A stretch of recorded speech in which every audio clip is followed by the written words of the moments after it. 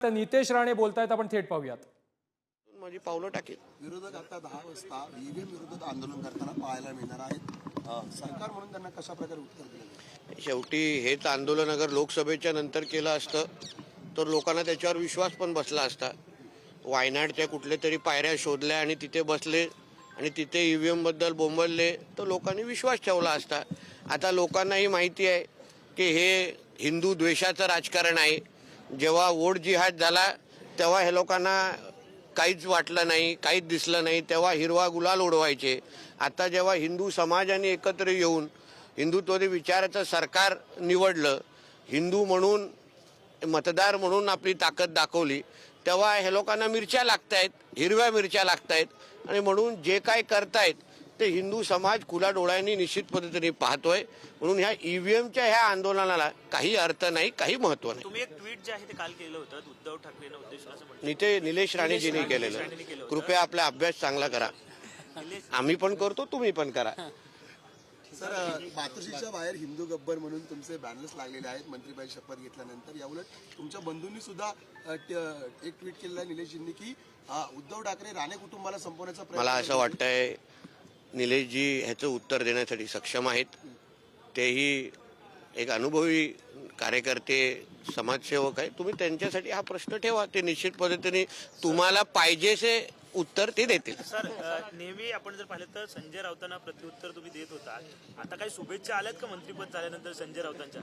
एवढी आता महाराष्ट्रातून सगळूनच शुभेच्छा येत आहेत आणि ते एवढ्या म्हणजे त्यांचं एवढं मन मोठं नाही ना, त्याच्या मालकाचं आहे ना त्याचं आहे की बाबा महाराष्ट्रासाठी काम करणाऱ्या लोकांसाठी किंवा मंत्रिमंडळाला त्यांनी शुभेच्छा द्याव्या, एवढे मोठ्या मनाचे ते नाही आहेत. आम्ही त्यांना 39 वर्ष ओळखतो. म्हणून अशा लोकांकडून आम्हाला शुभेच्छा नकोच आहेत. त्यांनी फक्त महाराष्ट्रामध्ये यापुढे नीट वागावं, व्यवस्थित तोंड उघडावं. सगळ्या गोष्टीवर आमचं फार बारकाईने लक्ष आहे. सरकार आमचं आहे. सरकारमध्ये असताना अगर महाराष्ट्राकडे कोणी वाकड्या नजरेने पाहिलं तर प्रहार करण्यासाठी आम्ही तयार आहोत.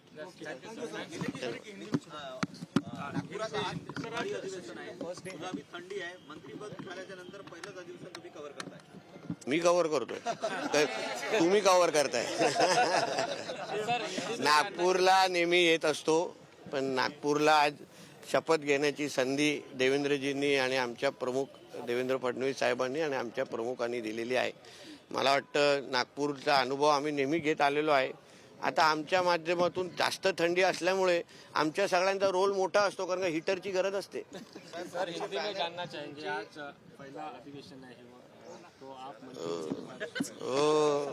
ये वाली है क्या? नहीं, आज विंटर सेशन का पहला दिन है. आज मैं मंत्री बन के आज विधानसभा में आया हूँ. बहुत बड़ी जिम्मेदारी है. महाराष्ट्र हो, हिंदू समाज हो, हिंदुत्व हो, ये सब की जिम्मेदारी हम जैसे कार्यकर्ताओं के कंधों पे है. आज हिंदुत्ववादी विचार सोच की सरकार हमारे महाराष्ट्र में है और इसलिए हम लोग सब लोग ने जो शपथ कल ली है, हमारे कंधों पे अभी बहुत बड़ी जिम्मेदारी है कि महाराष्ट्र में जो हिंदू समाज है, महाराष्ट्र में हिंदू समाज की सुरक्षा करना, उनको विश्वास देना, उसके साथ ही हमारे महाराष्ट्र को एक प्रगतिशील राज्य बनाने के लिए हमारे माध्यम से जितने प्रयत्न हो सकते हैं हम हमारे माध्यम से करेंगे.